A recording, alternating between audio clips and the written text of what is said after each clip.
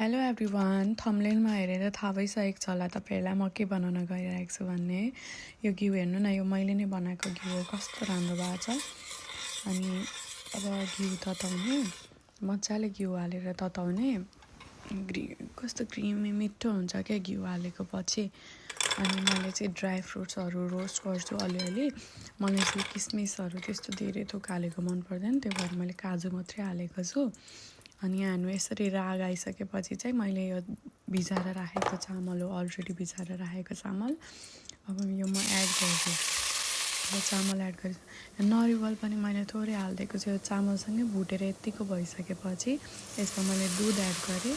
दुध चाहिँ यो 1 बट्टा र अर्को बट्टा नि एड गरेको, 2 लिटर दुध मैले एड गरेँ त्यति चामलमा। अनि हाम्रो ल्वाङ, सुकमेल, मरिच मैले सबै थोक कुटेर, अनि एकदम स्मेल, यसले चाहिँ कस्तो मिठो खिरको स्मेल आउँछ। त्यही भएर यो चाहिँ एड गरेको राम्रो।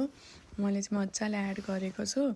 पछि चलाउँदा ओर्दा गरिसकेपछि खाँदा पनि एकदम स्मेल के त्यसको पाक्दै गएपछि राम्रो आउँछ। त्यही भएर मैले घिउ तिनीहरू चाहिँ एकदम लोभै नगरिकन हाल्नुहोस्, त्यसले नै हो क्या खिरको एकदम मिठो टेस्ट आउने। A few moments later. एकछिन क्या 2 मिनट्स उता हेरेको मेरो दुध उम्लेर पोकेर ध्वस्त भइसक्यो। मजाले उमालेर यतिको ठिक भइसकेपछि चाहिँ मैले ड्राई फ्रुट्सहरू एड गरेँ, काजु एड गरेँ। हेर्नुहोस् त्यत्तिको एकदम दुध घटेर एकदम बाक्लो बाक्लो हुन थालिसकेको छ कन्सिस्टेन्सी। अब म चिनी पनि एड गर्छु। चिनी पनि मैले त गुलियो न गुलियो, धेरै मिठो हुन्न, त्यही भएर ठिक्कको हाल्ने। त्यही भएर मैले ओन्ली 3 स्पुन मात्रै हालेको छु।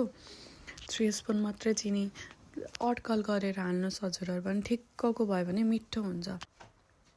बोइल त मैले एकदमै धेरै बोइल गर्ने, त्यो मलाई चाहिँ चामल छुट्टै र दुध छुट्टै भएको त्यस्तो वाला खिर मन पर्दैन, एकदम लपक्क भएको।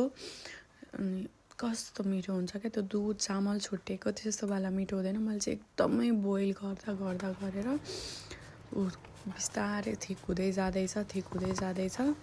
बिस्तारै बोइल गर्ने, एकदम कन्सिस्टेन्ट भएर बिस्तारै चलाउँदै गइरहनुपर्छ, तल नि टाँसिँदो रहेछ। त्यही भएर एकदम मजाले केयर गरेर एकदम मजाले बोइल गर्न छोडिदिने।